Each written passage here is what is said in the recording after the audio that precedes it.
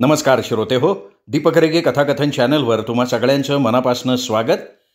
श्रोते हो, आज तुम्ही ऐकणार आहात प्राध्यापिका प्रभा बैकर यांच्या तरुण होती रात्र तरीही या कथासंग्रहातली कथा. पण श्रोते हो, तत्पूर्वी तुम्ही जर आत्ता चॅनलवर पहिल्यांदा आला असाल किंवा अजूनपर्यंत तुमच्याकडनं चॅनल सबस्क्राईब करणं झालं नसेल तर प्लीज चॅनल सबस्क्राईब करा. ऐकूया प्राध्यापिका प्रभा बैकर लिखित घायाळ मी हरिणी. त्या दिवशी मी सुखाच्या शिखरावर विराजमान झालेली होते. आनंदाच्या झोपाळ्यावर झुलत होते. पाय तर जमिनीवर ठरतच नव्हते. परीसारखे पंख फुटले होते मला. हो अहो, आदल्याच दिवशी तर माझा साखरपुडा झाला होता ना. त्यांच्याकडची ती 1200ची सुंदर रेशमी साडी, भरजरी पदर, पदरावर नाचणारे मोर. साखरपुड्याच्या निमित्तानं सासरच्या मंडळींनी सुंदर लफ्फाच दिला होता सोन्याचा. आणि स्वारीनं माझ्या बोटात हिऱ्याची अंगठी चढवली होती. मीही त्यांच्या उजव्या हाताच्या बोटात तसलीच अंगठी चढवली. स्वारीनी त्यावेळी माझ्याकडे अशा गर्भित नजरेनं बघितलं की लाज लाजून मी जी मान खाली घातली ती परत मला त्यांच्याकडे बघण्याचा धीरच झाला नाही. बरोबरच्या सगळ्या मैत्रिणी आशा, उषा, निशा, रमा सारख्या हसत खिदळत होत्या, माझी जीवघेणी चेष्टा करत होत्या. मी हळूच तिरपे नेत्रकटाक्ष त्यांच्याकडे टाकत होते.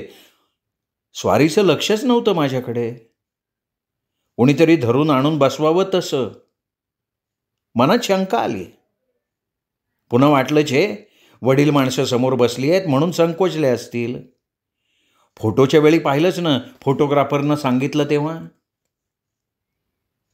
उलट असे संयमी पुरुष बायकोचा मान ठेवतात. मी मनाची समजूत घातली आणि मनात आलं प्रदर्शन सुद्धा काय कामाचं, आणि तेही बायकोच्या प्रेमाचं. हवा तसा एज्युकेटेड, साधासुद्धा नाही. MBBS डॉक्टर, गोल्ड मेडलिस्ट, बंगलेवाला, दाराशी कार झुलती आहे, प्रशस्त बंगला, देखणं फर्निचर, आई वडील सुद्धा सुशिक्षित, एकुलता एक, रूपानं देखणा, चंदन. उपवर झालेल्या कन्येला आणखीन काय हवं असतं.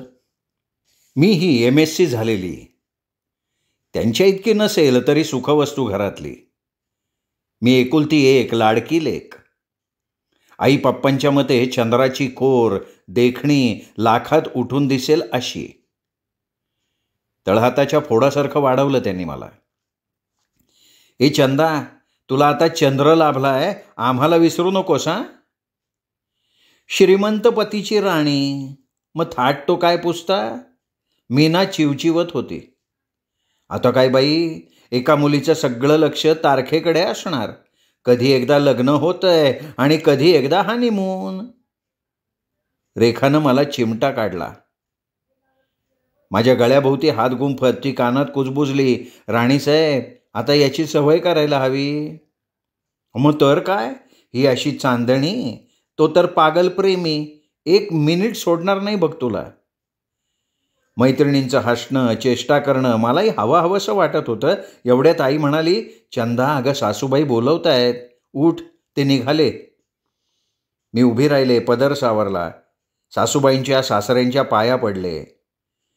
त्यांच्याकडे ओझरता दृष्टिक्षेप टाकला तर ते माझ्याकडं न बघता त्यांच्या कारकडेच बघत होते. असं काय बच्चमजी, या जरा माझ्या ताब्यात. अशी रुसून बसेन, अशी रुसून बसेन, हसणार सुद्धा नाही, याचं उट्ट फेडून घेईन. मी मनाशी पुटपुटले. पण माझं हे बोलणं खरंच खरं ठरेल असं मला सुद्धा वाटलं नव्हतं. 15 दिवसांनी आमचा विवाह थाटामाटात संपन्न झाला. आईवडिलांची मी एकुलती एक, त्यांनी सढळ हाताने खर्च केला.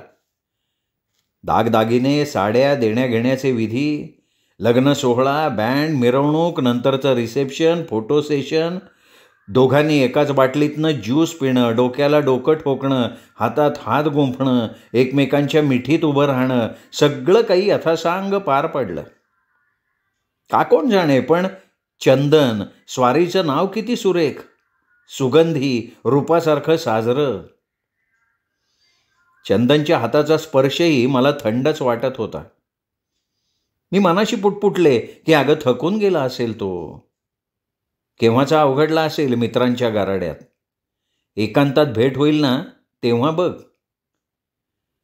मी कल्पनेनंच लाजून चूर होत होते. लग्न सोहळा आटोपला. नव्या बहिणीचं सुनेचं नातं मी मिरवीत होते. कोणी नावं ठेवू नये, कोणाला रागवायला संधी मिळू नये म्हणून घरातल्या प्रत्येकाची मर्जी सांभाळत होते. कोणी दोघांची चेष्टा केली की हळूच चंदनकडे बघत होते आणि तो माझी नजर चुकवत होता. का का हा असा परक्यासारखा वागतोय? मी पसंत नव्हते का याला? मग माझ्याशी लग्न तरी का केलं याने? का हा इतका थंड कसा? नवी नवरी, हक्काची बायको, तारुण्यानं मुसमुसलेली गुलछडी, तरीही याला कधी मला नजरेनं सुद्धा भेटता येत नाही. चोरून बाथरूममध्ये किंवा कोणत्या तरी निमित्तानं मला बोलवून एकदा तरी.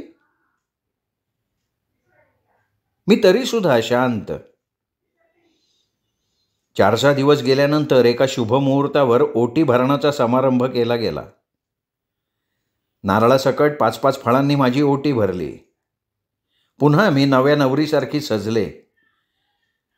भरजरी शालू, हातभर बांगड्या, सोन्याचा नेकलेस, नाकात नथ, भरलेला हिरवा चुडा, कानात डुलणारी कर्णभूषणं, बोटात अंगठ्या, पायात घुंगराच्या तोरड्या, जोडवी, केसात भरगच्च गजरे आणि बाई ग, माझ्या त्या मावस जावेनं तर नको तिथं गुदगुल्या करत अत्तराचा फाया सुद्धा. ईश्या पुरे ना, अहो किती सजवताय. मी खोटी खोटी रागवले. चूप, आमच्या भाऊजींना हा सेंट फार आवडतो बरं का. म्हणजे तूही आवडती पट्टराणी होशील त्यांची. अगं बाई, 2 दिवस सुद्धा माहेरी जायला सोडणार नाही बरं का ते. आणि हो, बिछाण्यावरची फुलं चुरगळू नकोस बरं का, एक ढालगज भावानी म्हणाली. तिसरीनं विचारलं, अगं फळांचं तबक ठेवलंस का ग? आणि त्या चांदीच्या पेल्यात केशराचं दूध ठेवलंय बरं का ग. कोणीतरी सुचवलं, हे बघ, आधी त्यांना नमस्कार करायचा, मग घुंगट, मग कानातले, हातातले नथ, मग काय काय करायचं असतं ग. मग काय करायचं ना ते आपल्याला नाहीच करायला लागत, ते तेच करतात. ढालगज भावाने खिदळत होत्या. माझ्या डोळ्यांसमोर चित्रपटातली पहिल्या रात्रीची छटा तरळत होती. मला नणंदेनं यांच्या खोलीत नेऊन बसवलं, दार लोटून घेतलं. मी घाबरलेली तरीही उत्सुक त्यांच्यासाठी. बघता बघता रात्र वाढू लागली. वाट पाहता पाहता मी कंटाळले. हा इतका कसा निश्चिंत, निवांत, अजून कसा येत नाही? दाराची कडी वाजली की वाटे आलाच, येईल आत्ता पुढच्या क्षणी. पण माझी ही प्रतीक्षा काही केल्या संपेच ना. तो आला. दाराला आतून कडी घालण्याचा आवाज आणि माझ्याशी फक्त एवढंच बोलला, झोप आता, फार थकली असशील तू. आणि क्षणार्धात माझ्याकडे डोळे भरून सुद्धा न बघता पाठ फिरवून झोपूनच गेले ते. मी हिरमुसले. माझा शृंगार, नटणं, मुरडणं ज्याच्यासाठी होतं, ज्याच्या हक्काचं होतं, मालकीचं होतं, त्यांनी माझ्याकडे पाठ फिरवली होती. का? माझ्या तारुण्याचा, रूपाचा, पत्नीपदाचा असा अपमान त्यांनी का करावा? माझं काही चुकलंय का? लग्नाच्या वेळी कोणाकडून काहीतरी ऐकवलं गेलंय का माझ्याबद्दल? आई पप्पा तर 4-4दा पाया पडले होते. लेकीला सांभाळा, चुकलं माकलं पदरात घ्या म्हणाले होते. त्यांचे निरोप देतानाचे कावरे बावरे झालेले चेहरे अजूनही दृष्टीसमोर तरळत होते. माझ्या देहाचा नैवेद्य ज्या देवाला दाखवला होता त्यांनी तो उष्टावला सुद्धा नाही. का? या चक्रव्यूहात मी गरगर फिरत राहिले. या आशेनं की हनीमूनला तर जायचंच आहे ना, तेव्हा तरी. पण माझ्या या जीवघेण्या वेदनेला अंत नव्हता. हे समजून यायला मला खूप दिवस घालवावे लागले नाहीत. आम्ही हनीमूनसाठी महाबळेश्वरला गेलो. एका खोलीत राहिलो, पण धर्मशाळेत 2 प्रवासी राहावेत ना तसं. सनसेट पाहायला गेलो, त्या पॉईंटवर सूर्य मावळला तेव्हा मी थोडी धीट झाले. ह्यांच्या गळ्यात हात टाकत म्हणाले, असं काय हो, किती अंत बघताय माझा? का बरं मला असं दूर लोटताय? समोरचा देखावा किती सुंदर दिसतोय. हळूहळू वर येते ती चंद्रकोर, ते चांदणं. हे चांदणं, हा मखमली अंधार आणि साथीनं आपण दोघं. आता तरी मला तुमची म्हणा ना. चालता चालता माझे हात खाली झटकून टाकत ते म्हणाले, हे बघ, मला असला पांचटपणा आवडत नाही, दूर हो. त्यांचा तो वृक्ष स्वर. नव्या नवरा नवरीनं एकमेकांच्या भोवती पाखरांसारखं बिलगत, एकमेकांना चोची घासत, डोळ्याला डोळे भिडवत जायचं नाही, हा पांचटपणा असतो. मग ही एवढी आजूबाजूची जोडपी, एकमेकांच्या भोवती गुटुरगू करत चालणारी कबूतर. माझं डोकं भणाणून गेलं. यांचा प्रेमभंग तर झालेला नाही, यांच्या मनाविरुद्ध तर लग्न ठरवलं गेलं नाही. 1 ना 2 अनेक प्रश्नांचे किडे मस्तकात वळवळत राहिले. हनीमून उरकला. घरी आले. पुन्हा त्यांचं दवाखान्यात जाणं येणं, नेहमीसारखं रुटीन. कहर म्हणजे रात्री देखील ड्युटी असते म्हणून झोपायला हॉस्पिटलमध्ये. मी एकटी घरी तळमळत. मखमली उशीला आसवांनी भिजवत, डोळे ताणून वाट बघत, जागरणं करत, घायाळ झालेली मी. शेवटी लाज बाजूला ठेवून सासरेबुवांना एकदा विनंती केली, एक विचारू पप्पा? हां, विचार ना बेटा. पप्पा, हे रोज रात्रीची ड्युटी का करतात? मला एकदा तरी तिथे घेऊन जा. बघू देत तरी यांची कोण आवडती भाग्यवती आहे ती, जिच्यामुळे माझी एवढी फरफट होतीये. मला तिला भेटायचंय. पप्पा मला हो म्हणाले. त्यांनी मला ह्यांच्या रूमवर सोडलं आणि ते निघून गेले. मला तिथे आलेली बघून यांचा चेहरा पांढरा फट्ट पडला होता. माझा इतक्या दिवसांचा संयम सुटला. कोंडलेला ज्वालामुखी उसळला. डोळ्यात पाणी आलं तरी तो वाफेसारखा खदखदत होता मनात. मी काही जाब विचारायच्या आतच चंदननं मला बसवलं आणि म्हणाला, बैस जरा, मी काय सांगतोय ते शांतपणे नीट ऐक. मी हतबद्ध. आता काय ऐकावं लागणार आहे? कोणतं ताट आपल्या नशिबात वाढून ठेवलंय देव जाणे. हे बघ, माझ्याकडून तुझ्या कोणत्याही अपेक्षा पूर्ण होणार नाहीत. का पण? मी असा कोणता अपराध केलाय? तुझा अपराध असेल तो एवढाच की तुझा विवाह माझ्यासारख्या पुरुषाशी झालाय. तुम्हाला मी आवडत नाही का? तुमचं कोणावर प्रेम आहे का? गप्प बैस. मी काय सांगतोय ते लक्ष देऊन ऐक. त्याच्या शब्दात जरब होती. मी भयानक थरथरले. हे बघ, मला कोणत्याही स्त्रीमध्ये त्या अर्थानं इंटरेस्ट वाटत नाही. का पण? तुम्ही एवढे नावाजलेले डॉक्टर आहात. आपण एखाद्या तज्ज्ञ डॉक्टरांची ट्रीटमेंट घेऊ. निराश कशासाठी होत आहे? हे बघ, मला तुझा उपदेश नकोय. फक्त हे रहस्य तुझ्या माझ्यात राहिलं पाहिजे. तू माझी फक्त नावापुरतीच पत्नी आहेस, समजलं? माझ्या मेंदूवर जणू लोखंडाचे घण बसत होते. का? काय हे जिणं माझ्या नशिबी यावं?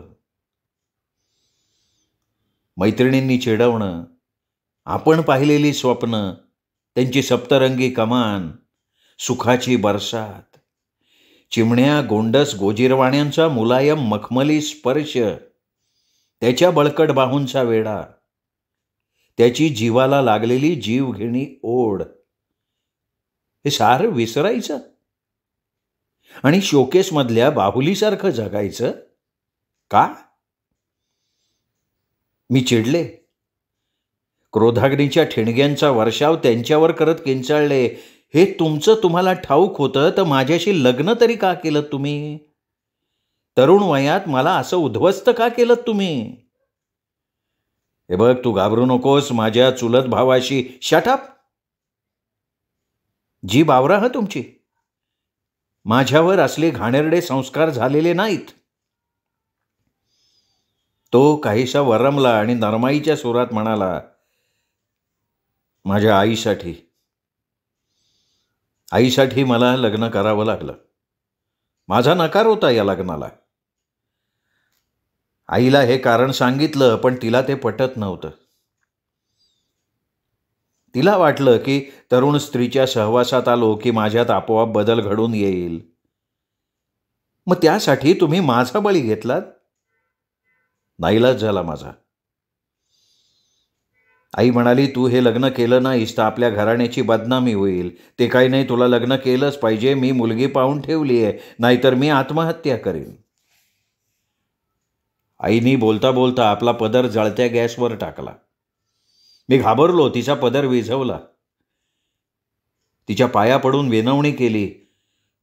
तू म्हणशील तेव्हा, जेव्हा म्हणशील तेव्हा तिच्याशी लग्न करीन असं तिला वचन दिलं, म्हणून तुझ्याशी. मी कोसळले. स्त्रीच स्त्रीची वैरीण असते असं म्हणतात, ते काही खोटं नाही. पण आता काय करायचं? माहेरी जावं तर अजून लग्नाच्या आठवणीही संपल्या नाहीत. तो वाजत गाजत केलेला लग्न समारंभ, तो साऱ्या विधींचा अल्बम, ती व्हिडिओ कॅसेट, सारा देखावाच नुसता. हे सुखस्वप्नांचं मृगजळ. आई पप्पा त्यांना काय सांगायचं? मी निर्णय घेतला, आईला याची कल्पनाही येऊ द्यायची नाही. स्वतःला सावरत राहायचं, आलिया भोगासी सादर व्हायचं. बघता बघता वर्ष, 1.5 वर्ष उलटलं. मी मात्र आतल्या आत खचत होते. देहाचं उमललेलं कमळ मिटून गेलेलं होतं. कसल्या तरी निमित्तानं माहेरी गेले तेव्हा आईला कसली तरी शंका आलेली असावी. मी तिच्या कुशीत विसावले होते. आईचा मायेचा हात सर्वांगावरनं फिरत होता. माझं वाळलेलं, कृश झालेलं शरीर बघून ती खंतावली. मधाळ स्वरात म्हणाली, सोनी, अगं काय होतंय राजा? अगं कळसाचं पाणी पडल्यावर, लग्न झाल्यावर मुली कशा तरारतात, टवटवीत होतात, उमललेल्या कमळासारख्या रसरशीत दिसतात. तू मात्र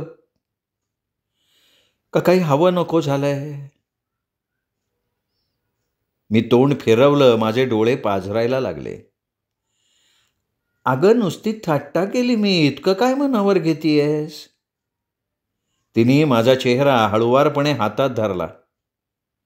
डोळ्याला डोळा भिडवत म्हणाली, चंदा राणी, खरं खरं सांग, काही बिनसलंय का तुमचं?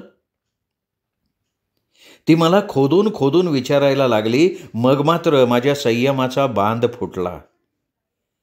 सुखी असल्याचा मुखवटा गळून पडला. डोळ्यातून गंगा जमुना व्हायला लागल्या. सांगता येईल तसं मी आईला सांगितलं. ते ऐकलं आणि आईसुद्धा खचून गेली. पण तिने हातपाय गाळले नाहीत. मनात येत होतं, एखाद्या गरीब होतकरू तरुणाशी लग्न झालं असतं तरी ते चाललं असतं. आयुष्याची अशी परवड तरी झाली नसती. आईने पप्पांना सगळं सांगितलं.